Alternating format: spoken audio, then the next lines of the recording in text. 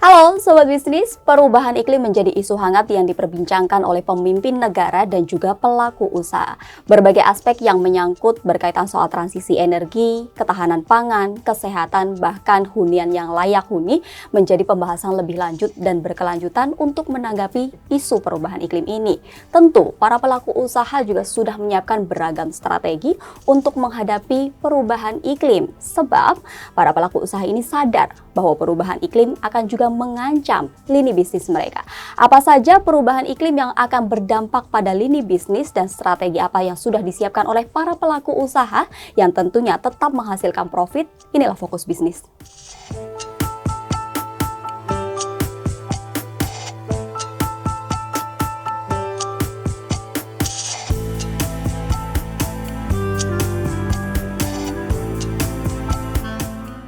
Dan seperti biasanya, kita akan membahas langsung bersama dengan Redaksi Bisnis Indonesia. Dan kali ini telah hadir Mbak Dwi. Apa kabar Mbak Dwi? Baik, Mbak. Mbak Dwi, ini berkaitan soal perubahan iklim. Ramai sekali dibahas karena sudah di depan mata kita. Tapi bagaimana nih perubahan iklim bisa berdampak pada lini bisnis? Apa saja nih temuan dari Bisnis Indonesia? Tentunya kalau dari laporan kita udah disampaikan bahwa ada dari Direktur Pelaksana IMF ya, bahwa kerugian di Asia Tenggara sendiri untuk dampak perubahan iklim itu mencapai 100 miliar dolar Amerika Serikat per tahun, dan itu bisa saja bertambah terus kalau misalnya masalah yang ada tidak ditangani. Jadi pastinya itu sangat signifikan ya, apalagi di Indonesia kita sangat tergantung dengan sumber daya alam ya. Jadi tentunya mungkin kalau hari ini kita belum lihat, ya kita bisa tunggu saja ya. Kalau solusinya belum diterapkan secara serius, kita akan lihat masalah yang lebih serius juga. Nah, IMF juga menyatakan bahwa mungkin di tahun-tahun berikutnya juga jumlah kerugian itu akan bertambah. Dengan artian bahwa kedepannya bahwa isu perubahan iklim ini akan benar-benar nyata gitu kan. Lantas bagaimana nih para pelaku usaha melihat adanya isu perubahan iklim ini? Baik, dari laporan tim kami di redaksi, di salah satu risetnya PricewaterhouseCoopers, disebutkan bahwa sebenarnya pelaku bisnis sudah melihat ya bagaimana si perubahan iklim ini menjadi risiko baru yang harus diantisipasi. Hal itu juga diperlihatkan dari hasil survei yang terbaru tahun 2022 ya.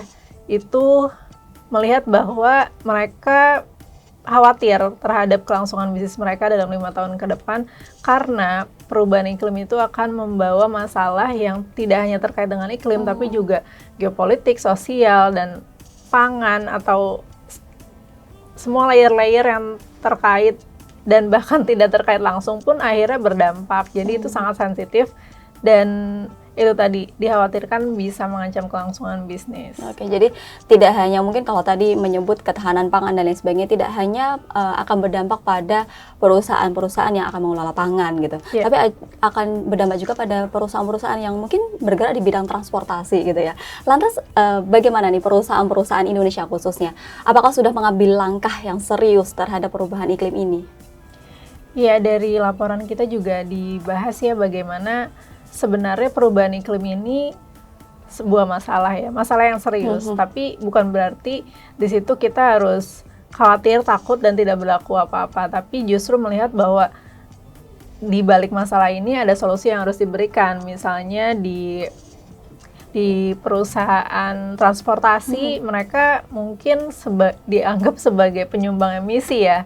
Tapi mereka melihat juga bahwa kita bisa berperan dengan cara mengurangi emisi, mulai dari mengganti armada transportasinya menjadi lebih ramah lingkungan.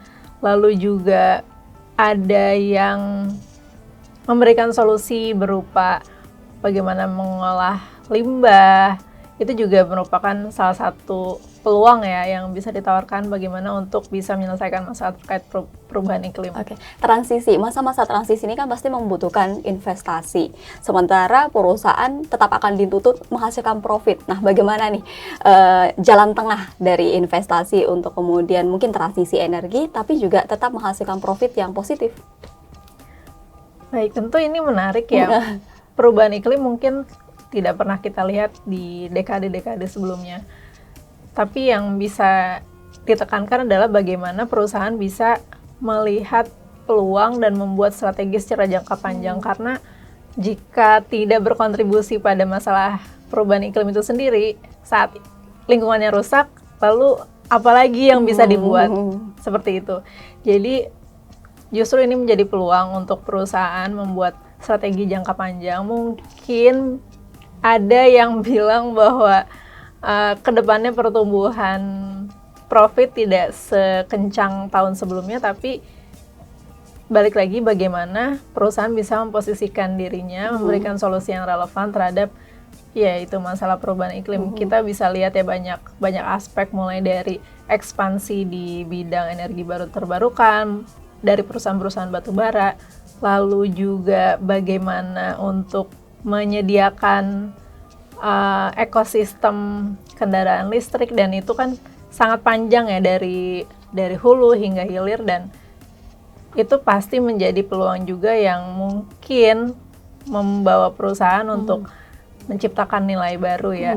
Berbicara soal kultur ya Mbak ya, tadi sudah sempat disinggung oleh Mbak Dwi sendiri. Tapi yang menarik juga apa yang dilakukan oleh Pandu Syahrir menanggapi perubahan iklim ini dengan mengeluarkan visi misi di perusahaan dia, yakni adalah people, planet, dan juga profit.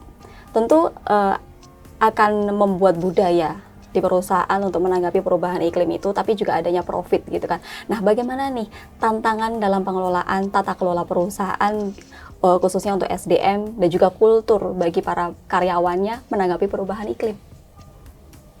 Ya tentunya jika melihat lagi ya risiko tambahan di bidang bisnis terkait perubahan iklim, itu tidak bisa dimungkiri kalau kita harus memperhitungkannya juga, karena itu tadi, kalau secara jangka panjang lingkungannya rusak, lalu bagaimana kita menjalankan bisnis seperti itu.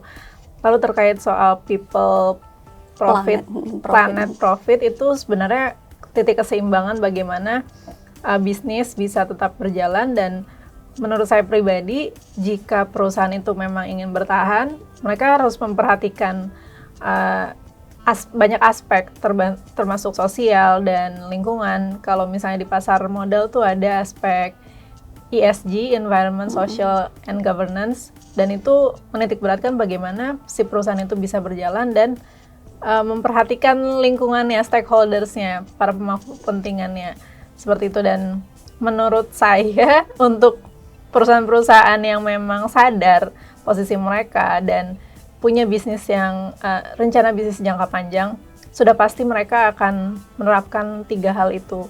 Itu bukan hal yang harus didorong, tapi mereka akan jalan dengan sendirinya. Dan bagaimana kita semua melihat bahwa dengan mereka menerapkan 3 aspek tersebut, itu cara mereka untuk bertahan di bisnis mereka masing-masing dan berkontribusi ya sebagai organisasi yang menghasilkan profit.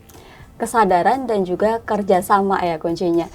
Tentu kalau kita melihat Indonesia sendiri tidak bisa secara sendiri untuk menghadapi perubahan iklim, butuh tangan-tangan lain. Salah satunya adalah negara-negara. Nah, ini bagaimana nih kerjasama Indonesia bersama dengan negara-negara, mungkin negara-negara tetangga atau negara-negara secara regional dalam menghadapi perubahan iklim ini? Baik,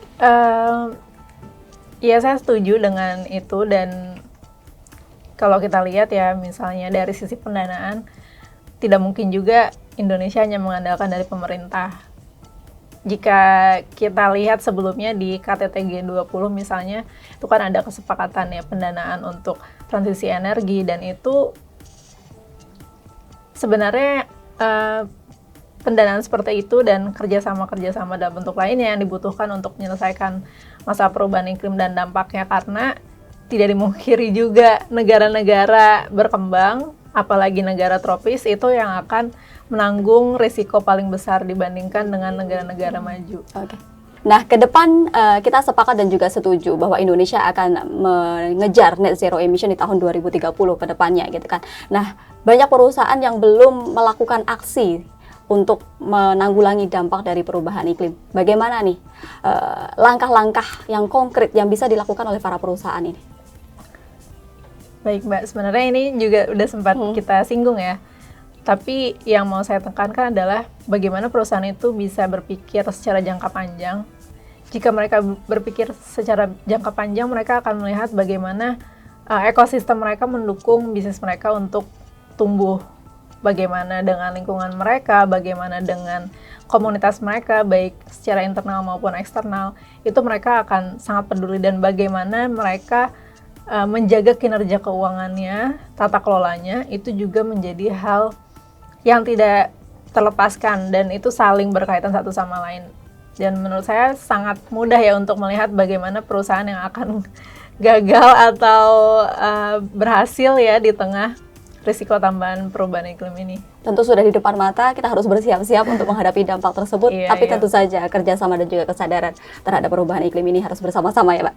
Terima kasih Mbak Dwi. Tentu saja ulasan kami tadi telah terbit di Harian Bisnis Indonesia setiap hari Senin yang mengulas beragam isu bisnis dan juga ekonomi secara mendalam. Sobat bisnis, jangan lupa untuk berlangganan e-papernya. Sampai jumpa.